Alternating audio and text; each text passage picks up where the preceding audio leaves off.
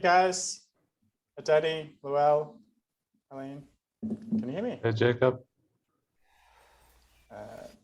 Hello. Hello, hey, nice, good to see you guys. Hi Danny, I see your chat. Cool. All right. Oh, a couple emails coming in as well. Okay, I gotta mute myself. My dog's barking. No worries. Thanks. All right. So, who has read what book? Right? Who's read this one? Okay. And who's read this one? Okay. I have not read this one. I've heard the audio books. So, for context. Oh my god. Oh my god. Jacob, I gotta tell you something. So Yes. it's been so long, right? So today I'm running around doing errands and I'm like, I have the audiobook of the Atomic whatever, and I'm like listening to it. And I'm like, 5 hours? How am I gonna do this in 5 hours? I can't do it. Anyway, at one point I got back into my car and I accidentally hit the like speed button for him to talk really fast. And it was great. It was so great. I highly recommend it. It was like That's how I do all of my audio. I don't actually listen really. to audio books. I listen to summaries. So 5 hours, I do 15 minutes. So there's an app I use called Blinkist, Oh, and nice. they literally summarize the whole book in 15 minutes. And Oh, I also cool. listen to them on 1.5 to 2 times speed, like pretty much It's everything I so. ever listen to. I never did that before. I'm like, oh my god, this is excellent. Yeah, you save time. You save time Yeah, as long as you can process it. But exactly. I listened to the audiobook. I'm like, I have to get this book, but I have not read it. And I also have still got one chapter left of this. I just didn't squeeze it in, but all good. It's only one chapter. Cool. Hello, Iman. Good to see you. I know you have to leave early, but thank you for making the Yes. time to come in. Which books did you read? Win Without Pitching Manifesto. Nice. Did you finish it?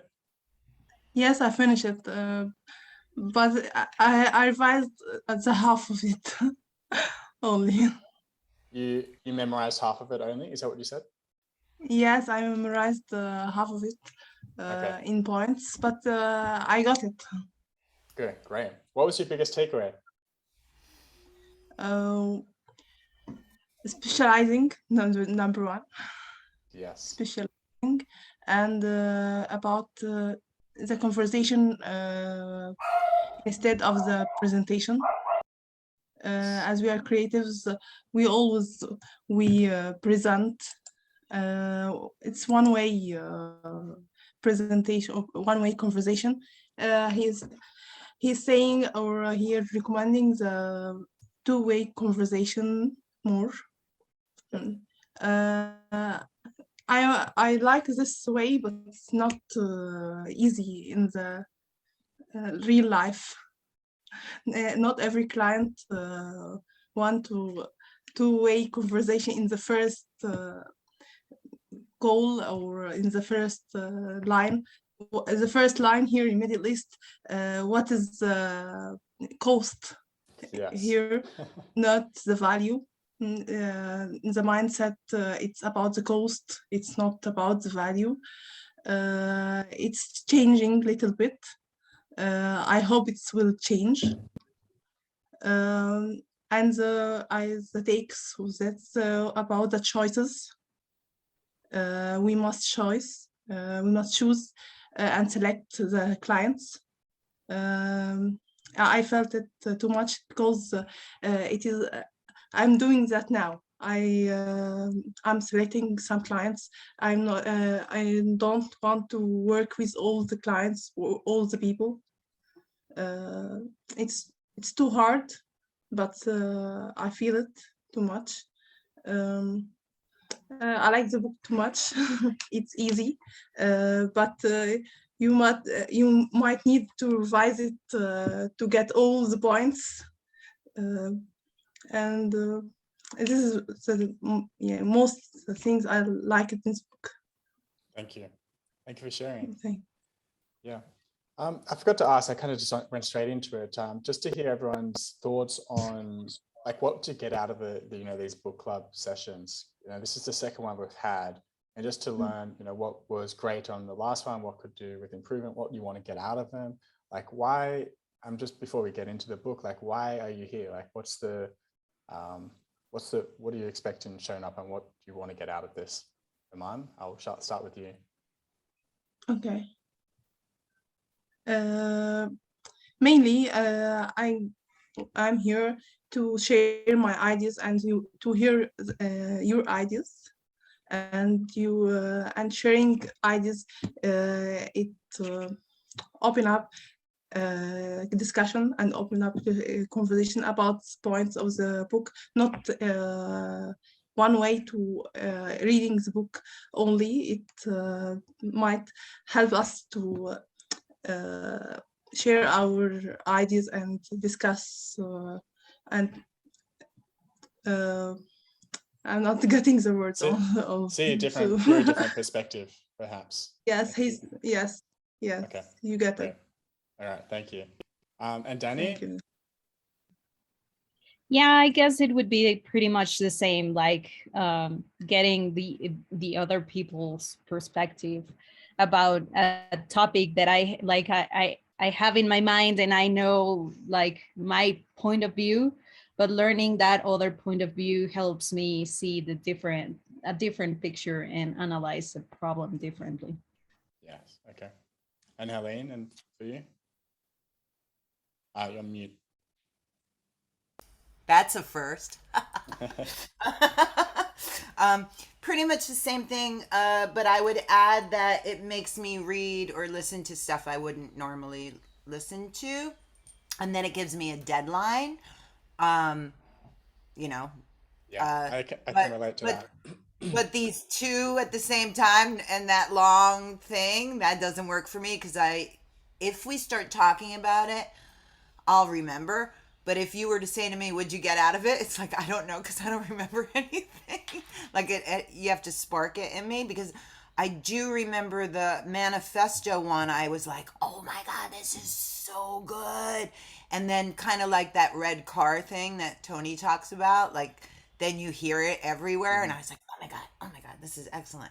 But then because it was so long between when we were, gonna do it and then didn't do it, and then there's two books, I just, unfortunately, and that's my fault, I didn't give myself enough time to review both of them. Right? Did you finish both of them though? I did. Yeah, okay. So you did better than me. So what do you mean they didn't have time to review them? Because it had been so long and so much other stuff has been in my brain that... Okay, so you finished like a while back. Is that what you're saying? Yeah, and it's not like I have the book to like open up and go, ooh, let me, right? Because it's audio, so it's like a whole different... Okay. Yeah. Gotcha. So it's not like I could... if it was a book, I would highlight, right? And all that stuff, and I don't do that. But my trade-off is that I can listen to it anywhere and I can actually read it, and it doesn't hurt my dyslexic brain, right? So thanks for sharing. And Lowell, like, what's your main, what do you want to get out? I'm not sure if you were here before, but just why you're here, what you're wanting to get out of, a book club. Yeah, so the reason I had my video off is because it's kind of ironic, because we're reading Atomic Habits, and he talks about basically trying to lose weight in a lot of points, and I'm stuffing my face with takeout right now, so I'm trying not to show you guys all my stuff in my teeth. So really I want to get out, kind of like what Helene said, like having that deadline is very important. The last 2 days I quickly finished Atomic Habits, and I was like halfway through, so that was a good deadline. And then also getting different people's perspectives, I think, is very important. And making sure they're reading it right, or if I'm reading it right and I'm absorbing it the right way, or maybe I misread it in some way. So I think it's really good to hear everyone's points and see where everyone needs to work on. I know I need to work on things, so I think it's good that way. Great. Awesome. Thank you for sharing that. Hi, Jen. We are just discussing, what we want to get out of, book club, why we're showing up, and some of the benefits of it. And then we're going to jump into one or two of the books. I did have a thought on that. I wonder, because so much time goes by, like if we could have a more regular check-in, like, hey, read a couple chapters and then let's talk about those chapters. And it's just an idea. So in like a video format or like a post? A video format. I mean, I guess I could post on Circle. Okay, I guess that could be, hey, what did y'all think about this? Anyway. Yeah, so it could be both. If there's people interested, I just want to be mindful of people's times and people showing up. And it was a bit longer, this one, because it was kind of split down the middle with 2 books. So I did 2 books and a bit longer. So had to accommodate for that. And Atomic Habits is much longer than the other one. So it's, it was a bit tricky, but thank you for sharing that. Helene. You know, I just had a thought of another good thing about this book club thing, because Lowell, he said losing weight, right? Lowell, are you there? I know you're like... He's eating his dinner, so we'll leave him in peace. But you wanted to lose weight, right? Hello? Mute. Unmute.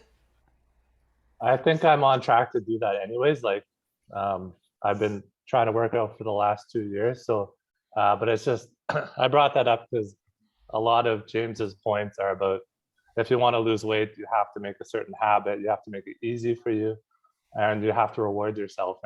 And I'm stuffing my face with takeout. So I'm kind of, I don't know what you would call it. Like, not living the dream just yet as far as good habits. So yeah, but he did say that, like, whatever you do today, as long as you fix it tomorrow. Then, right, that was an interesting thing.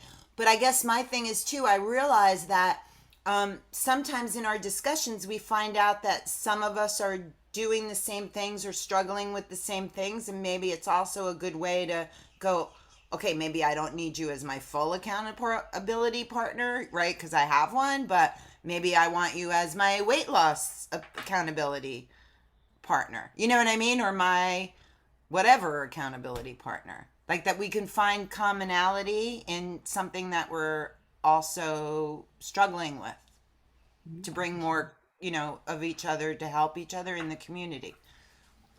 Yeah.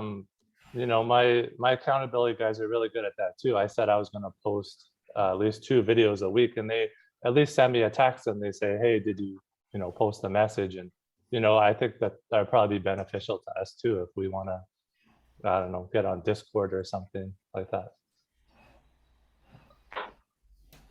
Jen, did you, which book did you read, or both? I read both of them. Awesome. I remember you said you read it a couple of times. Yeah, I listened to a lot of them, and the Blair Enns book I read last year, and I went through it twice. But I think with what I'm struggling with right now, Atomic Habits was more on point of what I'm struggling with. And I hadn't, just to be clear, I hadn't read Atomic Habits. I've listened to the audio summary, not the whole book. So I'm not fully aware of everything in it. So I'm really curious to hear from you guys. So it's kind of a good segue into this book. I'd really love to learn about the implementations that you put in place after reading it, like the outcomes from your learnings, if you've been putting things in place, and what's been most helpful or useful for you based on your learnings. I'll go with you, Jen. It's in there a few times. This book kind of set me on a journey last year. I had been charging by the hour a lot of times, or like by project, but he challenged my thinking in charging by the hour and not being all things to all people. Sorry, I can't remember what his exact lingo is, but to become an expert. And so it made me question, like, okay, well, if I'm not all things to all people, what am I going to become an expert in? What am I going to specialize in? Because are you talking about Atomic Habits, or are you talking about? Yeah. Okay. No. Yeah. All right. I was like, I want to hear about Atomic Habits, and that sounds so familiar. In chapter 6, he says, we will be selective. That's who you work with. and we will diagnose before we prescribe. We will charge more. I was not charging enough last year. We refuse to work at a loss, which I'm not in that position at the moment. But anyway, like yes, we will specialize. It's the first chapter. Duh. Sorry. So what am I going to specialize in? Like, if I'm going to refuse to be all things to all people because that's going to spread myself too thin, what do I specialize in? So I think that was about the time that I found you, Jacob. Like, branding is my jam. So I started saying no to some of my engagements that I had previously would have said yes to. But he challenged the way that I had previously thought about my career and how to sell. Like, because he's like, it's not selling, it's a conversation. Mm-hmm. Like, it's just a matter of how do you display your expertise in a way that attracts other people to you. So then it's just a conversation. So anyway, give me a second to I'll let somebody else talk because I need to work through it real quick. I'm jumping from family dinner to No worries, no worries. So, okay. I can jump in on that, sure. on that same wavelength. So what I used to do was I used to get on a call and I used to, oh my God, my brain works so fast, right? So I'd give you everything, right? Giving away your expertise? I would. Is that what you mean? You're thinking? Them everything. Like, if I thought of it, I would give it to them. I would just, now, and a lot of times in the past, that turned into clients and stuff. But it was really interesting because I think it was last week. I don't even know. COVID just has me I have no idea what day of the week it is or year. But I got on a call with somebody, and I was like, okay, I'm not going to do that. I'm going to learn about him. I'm going to find out what he needs, and I'm not going to give away the kitchen sink. So obviously he came to me. He came to me through LinkedIn. He came to me because he was branding. And then he needed a website. And, it's well, you're self-diagnosing. I don't know that you need a website is my thought before I got on the call, which in the past it would be more about, just other stuff. Anyway, it ended up being really great because number one, my call didn't last hours, which they usually do, right? And number two, he was so not ready. And I just told him, you're not ready. He doesn't even know what he wants to do. I'm like, you don't need a website. You need to sit down and figure out what you want to do. Anyway, he was so thrilled, whatever. I'm not going to go in to the whole thing, but he was so thrilled. He's like, oh my God, I'm going to recommend you. And what can I do for you? And here it was, something that I never did before. I said to him, well, you know what? You can do something for me. I said, you know what? You can go on LinkedIn. Don't write me a regular recommendation. I said, go into where my, services are, because now you can get stars, right? For your, I said, and go write me, I said, I have to invite you.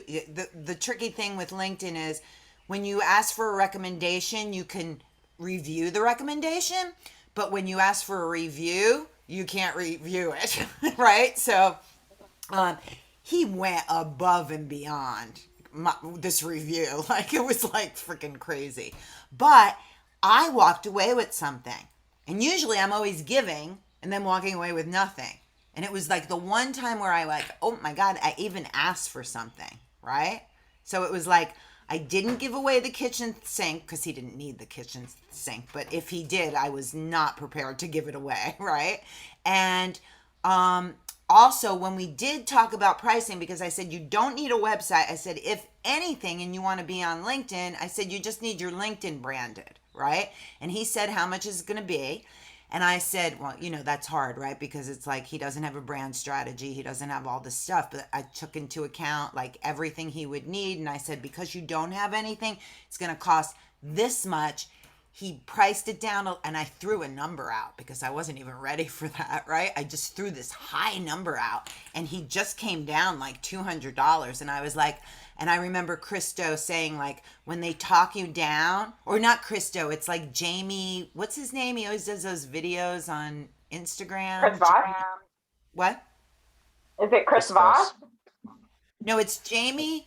It's Jamie something. He does these really fast like videos on Instagram about, for freelancers. He always like, he has an alter ego. So like the alter ego has the problem and then he has the solution. He's the same person. It's funny. But he always says like, if they talk you down in your price, you say, oh yeah, we can do that. I'll just cut back on the deliverables. Right? Okay.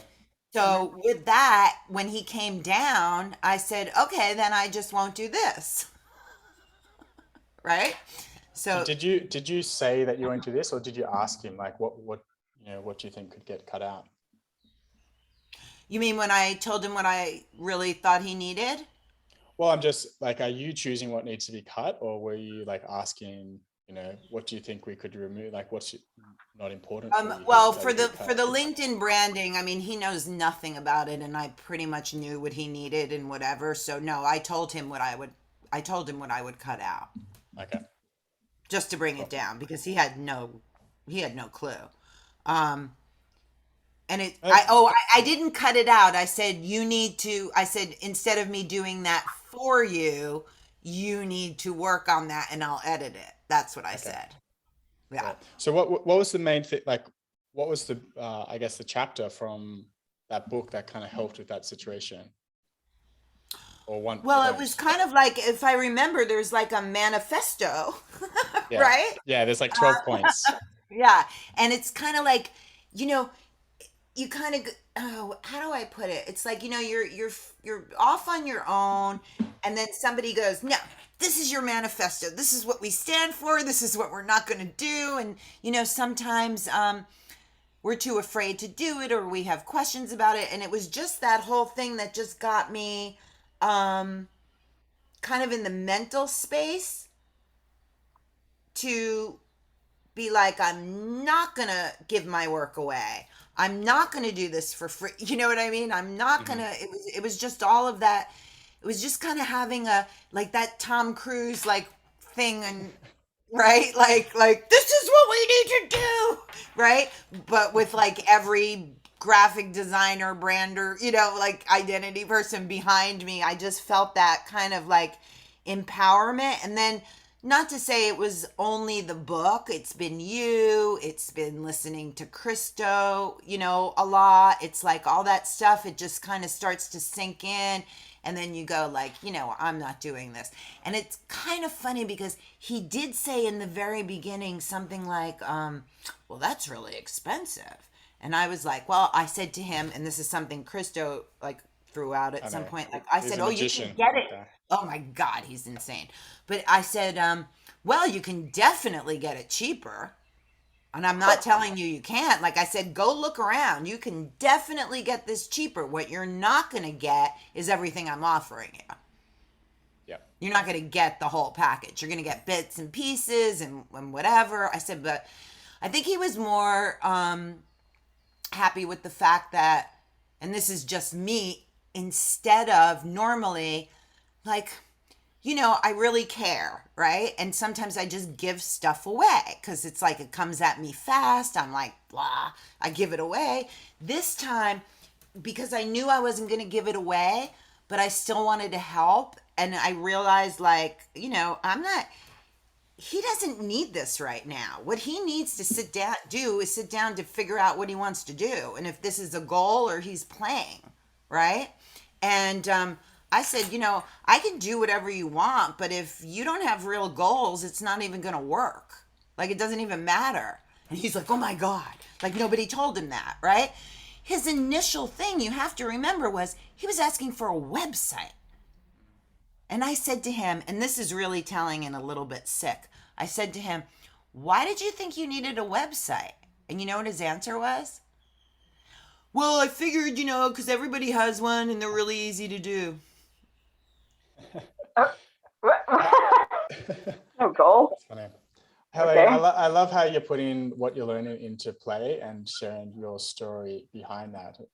I always love the implementation from learnings, not just reading a book, closing it and, being done with it. But like you said, it's like, you don't know what you don't know. And the red car thing, it's like, well, when you're looking for a car or red car, like you suddenly see them everywhere. So totally on point. I love that story. So thank you for sharing that.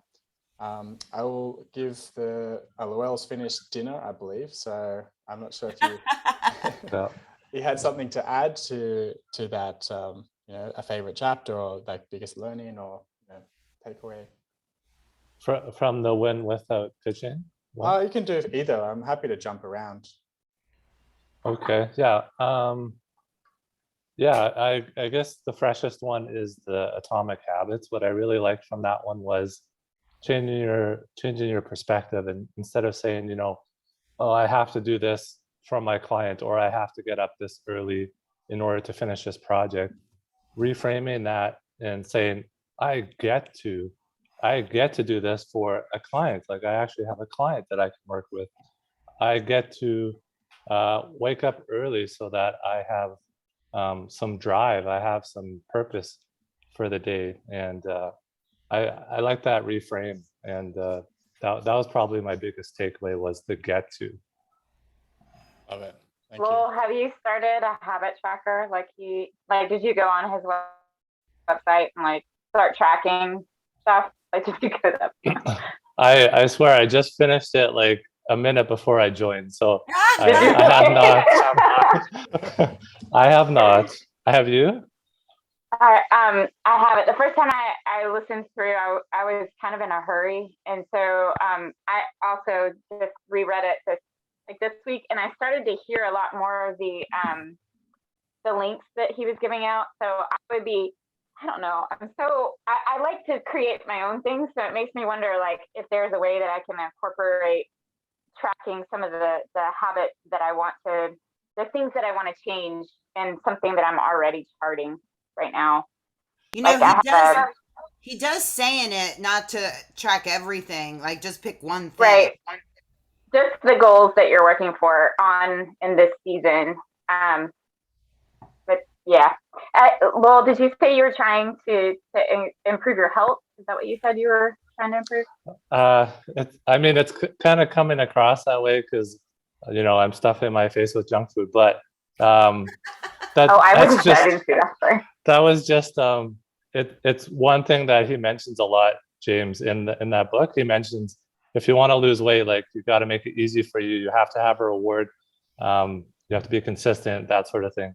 But I think I'm on track already for health. I think maybe implementing better food intake probably would be helpful. But that's one area where I can grow for sure. Well, I think he says in the book with the food intake, just don't put the bad stuff in the house. Yeah, that's what works for me. I liked how he said, just using the gym analogy, make it easy.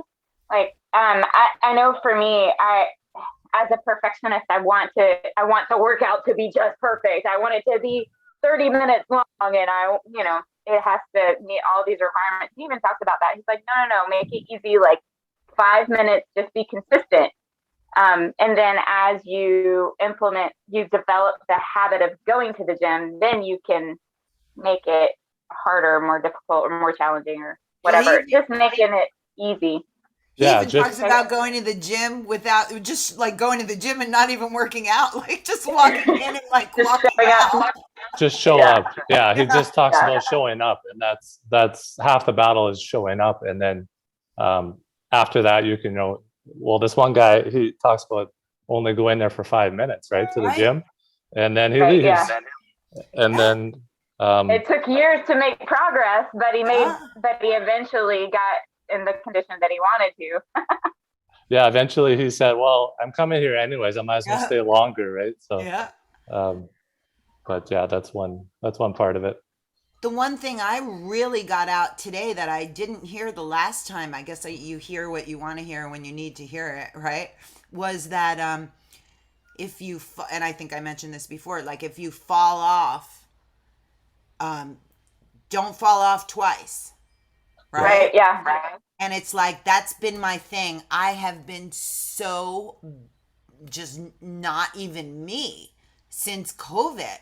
And it's like, I just can't do it. And then I'll start to do it and then I'll fall off and I'll be like, oh, I just fell off of whatever. So I can't wait till next week or this week to see what happens, because I never had somebody say that to me. Right? It's like, Oh wait, the two that don't fail twice. yeah, like just fix it. Because he says if you don't, then not fixing it becomes a habit. And then you fall back. Yeah. It's just those little mind shifts, like just those little things. So I guess, Jacob, it's like, why the book club? Because there's stuff we don't know, and we learn by, like Tony would say, listening to people who do know, right? Exactly. And learning together. Yes, 100%. And Jacob, have you found, I just have to throw this out at you, everything we read, everything we're listening to, everything everybody else says, don't you feel like Tony just says it anyway? Like Tony, well, I haven't gone through all of Tony's programs. I actually didn't know he even had that many programs. It's in kind so of many like different areas. sales and everything. It's like what Chris Do talks about. He talked about like freaking 15 years ago. Like it's just they're so masters, weird. Right? Yeah, he's a But master. I know so many different it's areas wild. of life, and that's what truly makes good leaders, is like vast knowledge in a lot of different areas, and they can apply it to finance or business or time, to master each area. And that's what he's nailed. Like But he's nailed it. He's nailed it so much that every time I read something or listen to somebody, I'm like, yeah, well, Tony said that. That's right. There's so many different reframes. There's so many different reframes of the same idea. Even his RPM method, like it's it's just a different reframe. Yeah. But the thing is, like we all, like our brains are hardwired to relate back to something we know, right? So because you're so deep into Tony's world, your brain relays back to the thing that you know. It's like, oh, that's where I learned that from, Tony. And you relate, oh, okay, he's the original guy. It's a little bit cognitive bias. Yeah, but he kind of is the original guy. He's been doing it. He's been around for a while, hey? 80s. Yeah. Yes, it's quite a long time. So, but then where did he learn from? So he learned from all those other masters. Because sometimes he, right? He verbatim, he says, this is what so-and-so taught me. And he like just twists it a little bit. Yep. Oh my gosh. So the cavemen knew all of this. No.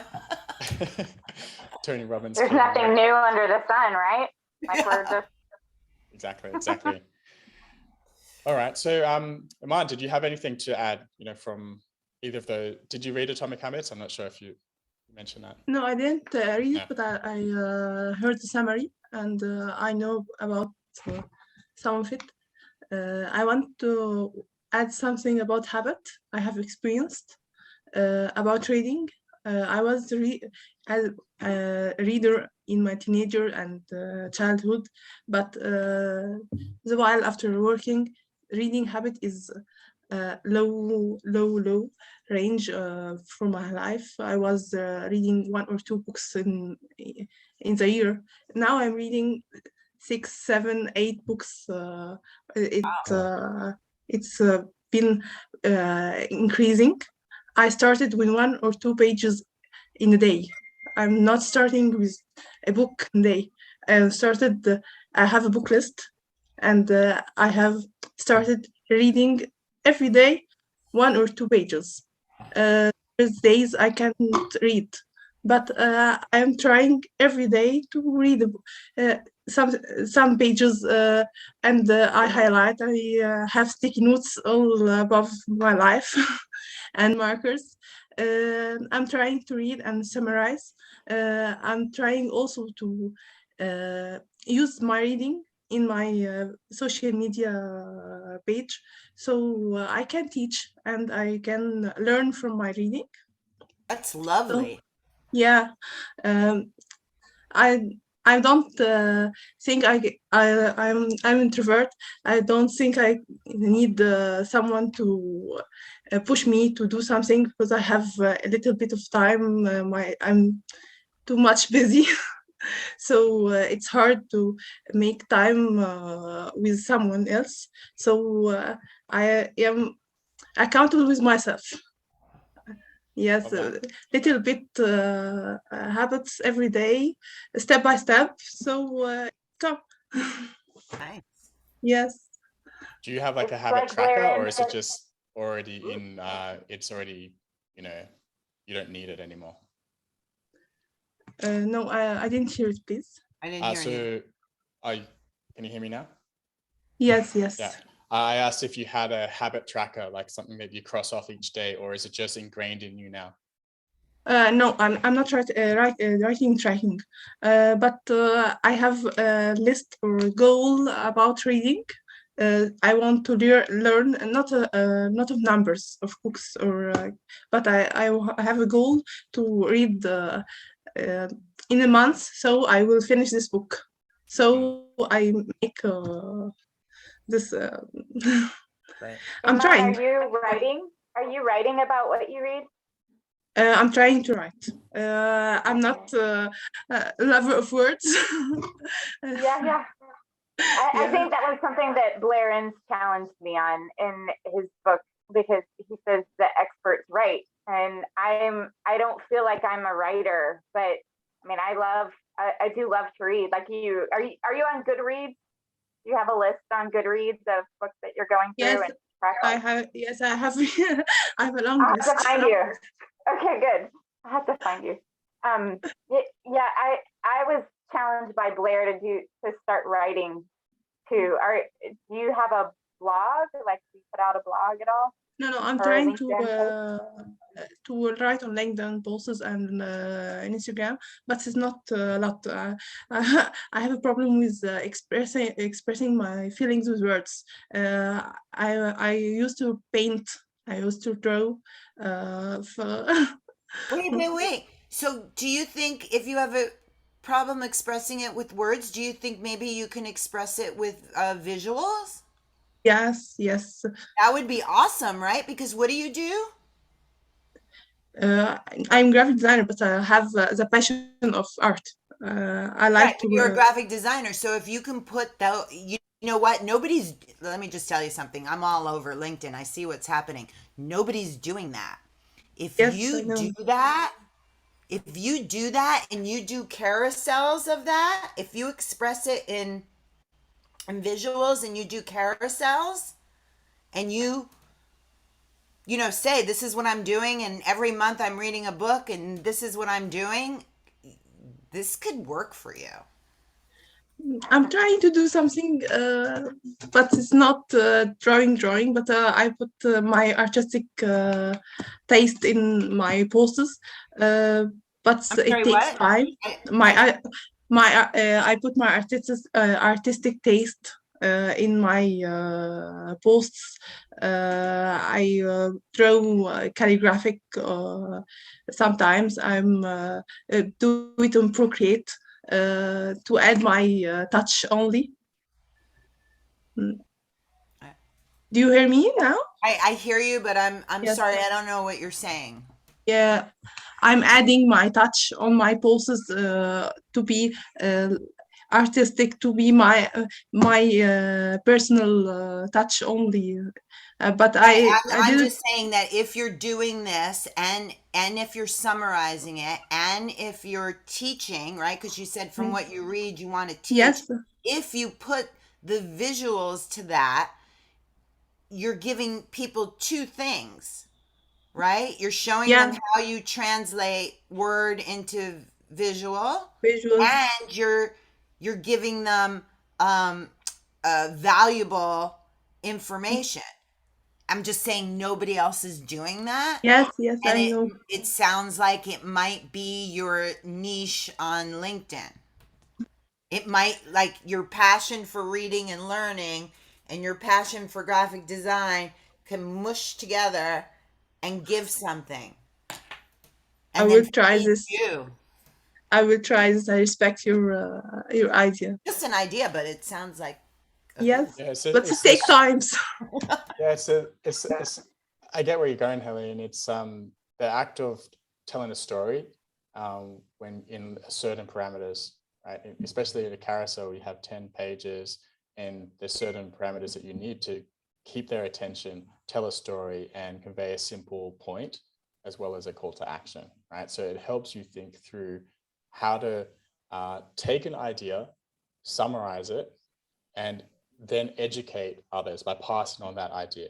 So two people learn in that way. So you take an idea, trying to teach someone else, and then you learn in that process as well. So when one teaches, two learn. So that's the idea.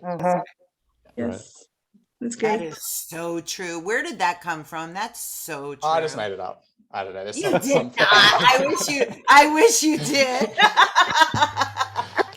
Does say it. Christo says to teach as you learn, because same thing, like when you teach Yeah, Yeah. but Christo did. Doing I better. think it was Tony Robbins. No, I'm joking. Robert Heinlein. That's who it comes from. Jacob, When what one did you teaches- like about? I was going to, yeah, so there's a certain chapter I loved inside Win Without Pitching It. It was we'll rethink what it means to sell. So the framework that they used, he put together about, how there's 3 different phases of selling: awareness. I can't remember the exact names, but it's like awareness, and then not convincing them, but I can't remember the exact.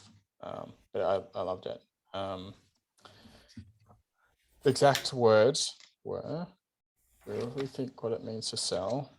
So number 1 is to help the unaware, and then inspire the interested, and then reassure. So it's like help the people that don't know, and then once they do know, you have to inspire them and not sell to them. So it's like, well, this is what you could have. And once they're at that stage, they're kind of like in the third phase, and it's like, well, you have to reassure them, right? They're having doubt, and now it's like about convincing them, showing them the next steps, guiding them along the process, and not selling, right? Not convincing them, just reassuring them that they've made a right choice. And like I love that approach to selling, and that's what my biggest takeaway from the book was. And like that chapter is just like I underlined everywhere, like big circles and like stars, and like, this is brilliant. Love it. Jacob, what chapter is that? Since I don't have the actual book. Number 4. Chapter Number 4. 4. Yep. Thank you. Yep. I think also, like, because when I picked up this book, I was really struggling with the whole idea of sales. Like, I think it's growth, and I think it was, but I had to totally reframe what it meant. And I think he did a very good job of challenging me in the way that I thought of sales. And so, to your point, educate and don't persuade. Like, yes, exactly. I feel like a lot of times they're getting a phone call. So anyway. Yeah, totally. It's a conversation. It's like, it's not selling, it's a conversation, understanding their problem, and then diagnosing it, and then coming in with a solution to help them, right? So it's literally solving a problem and not selling. I think that's the difference. I think I also didn't like talking about money, and he says we will talk about money early. And so in all of my conversations now, a lot of what his proclamations, unknowingly, I don't even realize that I'm doing it now, but his proclamations are going through my head. Like it has drastically changed the way that I do business, for sure. Yeah, totally. And yep. And it totally it reframes and helps you. It does exactly as you said, challenges you and your previous approaches. Something I struggle with is, it's like, we will talk about money first, but you also have to diagnose, right, and find out the right problem. Yes to that. you have to diagnose first, because how can you talk about money if you don't truly know the problem that you're solving? So it's like that balance is can be challenging. I think I still get this wrong sometimes. Like oh, wait. Yes, you need a website, but I keep wanting to sell the brand strategy anyway, like, because that's just a part of my process now. But anyway, I try to not to I'm even still say the working word through that. strategy. Hey, I know. That's my Brand, challenge is like, you're not branding. even going to say the word. This is what we have to do. This is, this is. Wait, my what? process. Jacob, what did you say? I missed that. I try not to even say the word strategy. It's a bit of a challenge I set to myself. Yeah. Just to talk about, well, this is where you're at. And let's talk about where you're at. Why are you doing this now? Why are you talking to me? And then talk about, well, where do we want to go? Like, what's this future state? I like Jacob, you have in your toolbox, right? All those questions.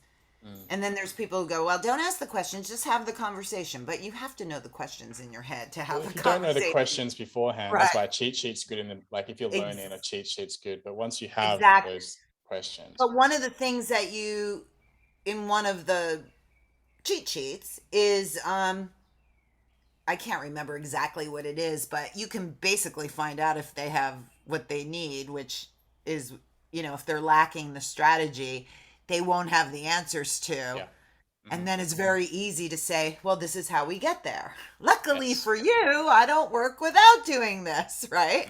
Mm-hmm. Yeah. So there's a couple of, that's pretty multifaceted though. So they're simple in theory, but you have to understand like where they are, where they want to go. And I guess you can come up with your process, but understanding your process is really, really important, because then you can have the right, lens to look at it on. So just to go into that further. So there's a couple of different areas that they may not necessarily know, like what makes them different, who their customer truly is, who they're up against, how they're going to stand out in the marketplace. So these are the questions that are always going to, get them thinking. And often they'll have some surface level answers. It's like, well, you just dig a little bit deeper and then you realize that they don't know. So that's really like, okay, well, we clearly know that where we have to spend some time before we even move ahead. So, that's part of what we need to, that's part of our project. So, and then you just keep talking and so forth. So, and then also telling them that once they have that, everything gets easier. Mm-hmm. Yeah. Selling the benefits. It's selling the benefits and how you solve the problem. I don't know that they really care. They just want the problem solved. Yeah. Well, they don't even know what their problem is, though. Most of the time, that's what the interesting thing is. They think they're coming to you for something they think they need. Sometimes it's not what they need. Yeah. So that's why it's like talking about the why behind what they're asking for is very important. So, for example, they come to say, I need a website. Well, why do you need a website? Okay, well, I'm trying to sell this product. Okay, why are you trying to sell this product? And the 5 why techniques comes in very, very handy. Okay, so you need a website to sell e-commerce products overseas at a 200% markup because you want to feed your family, whatever it may be. Then you can use that reasoning to sell through your goods, because you're solving their problem and you know the multiple layers of their problem, why they're doing it. Because once you attach that emotional feeling to why they're doing something, not just a website, but to feed a family, achieve their goals, financial freedom, then it comes so much more. I don't want to say it's easier to sell that way. That's the purpose, because you know truly why they're doing it, and how important it is for them. Yeah, exactly like you said, Jacob, importance. Like I was thinking of a Chris Do question that he asked, like early on. I think he asked, how important is this for you to solve, right? And if it's not important, then obviously they're just, probably kicking tires or something. Yep. So there's three questions that I think it's Jonathan Stark. It's like, why this? Why are you doing this now? Why me? Right. Yeah. I just mind blanked on the other one. Why this? Why me? Why now? Simple questions. So, Yeah. Where was I going? Did anyone else have anything to add from that book? From Laren's book? Yeah. I think the whole concept that design can be a commodity, like I had heard that in an interview, and I'm like, what the heck does that mean? So, and he goes into it in this, and it's like, the death of the change order. So the defining characteristic of a commodity. This is page 125, chapter 11. We will charge more. The defining characteristic of a commodity is an inability to support any price premium. So I found myself in my career, like I've been in this for 2 decades now. Like I don't want to be a creative director, but I don't want to run my own like huge firm or anything. But I mean, being a consultant is appealing to me. So like the way that I done business up to this point is as a commodity. So I was competing on price. When you are a commodity, you will always compete on price. Like who is the lowest, and we're going to go with them. And so like I can't become an expert that way. I can't become a consultant that way. I can't if I don't specialize.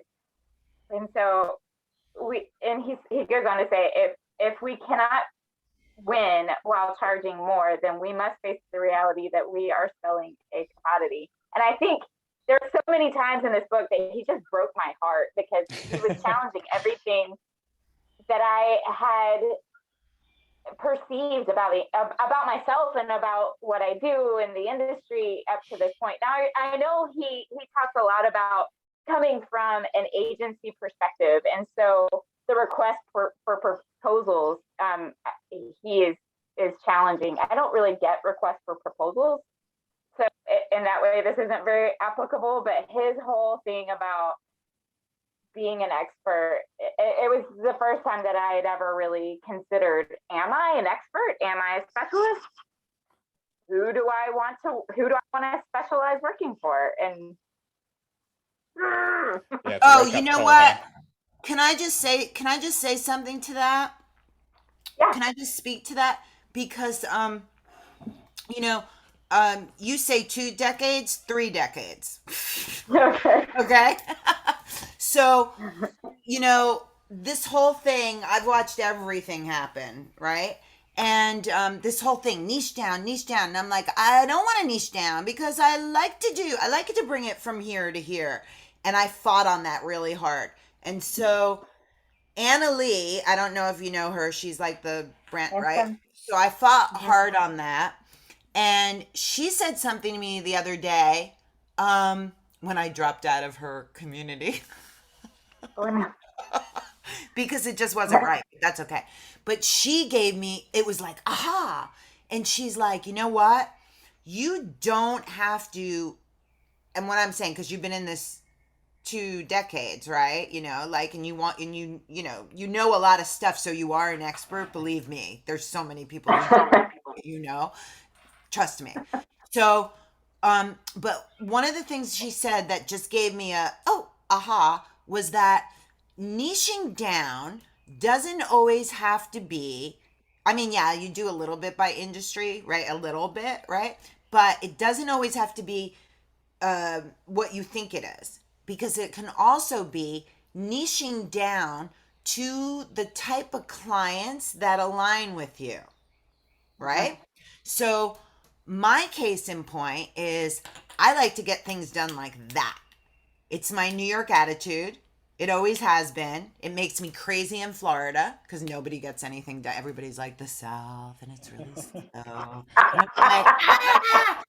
It's ingrained in me. It's ingrained in me from agencies, right? It's just ingrained in me. And it's also how my brain works. So my new thing is trying to, and I'm still working on my messaging for that, but is something that I'm going to, like, not saying if you want it done yesterday, because we're not talking about speed. I'm not being McDonald's, right? But I'm also not going to labor over this for, 3 months. right? It's just not going to happen. That's not how my brain works. So anyway, so she was saying, because my energy, the reason, and I'm having, you know what? I drank wine because I had a really stressful day, busy day, not stressful. But my energy is a lot for some people, right? It's not a lot for other people. So my niching down is almost the energy too, right? The personality type that you attract. The not necessarily just the energy, because personality types, it could be any personality. It's just the energy match. It's that entrepreneur who wants it done yesterday, who's ready to make a decision like that. And not, it's like, you know, I liken it to, I've had friends who, they go to a store, they can't make a decision. They, you know, walk out of the store, then they think about it for like 5 days. Then they go back into the store, then they're like, oh, I'm going to take it home and try it on and decide. And I'm like, I can go into a store, circle the store, see what I like. If I like it, I pick it up. That's it. There's a match, I bought it. You know what I mean? So it's like, I'm just saying there's different types of niching. Yes. For sure. Different layers of it. Sure. And the one way that I'm a visual person, like a lot of us, Mike Janda had a nice like funnel, like upside down pyramid graphic that shows the different levels or layers that you can niche down. And if you can just look up Mike Janda niching to see that. How do you spell his last name? Janda.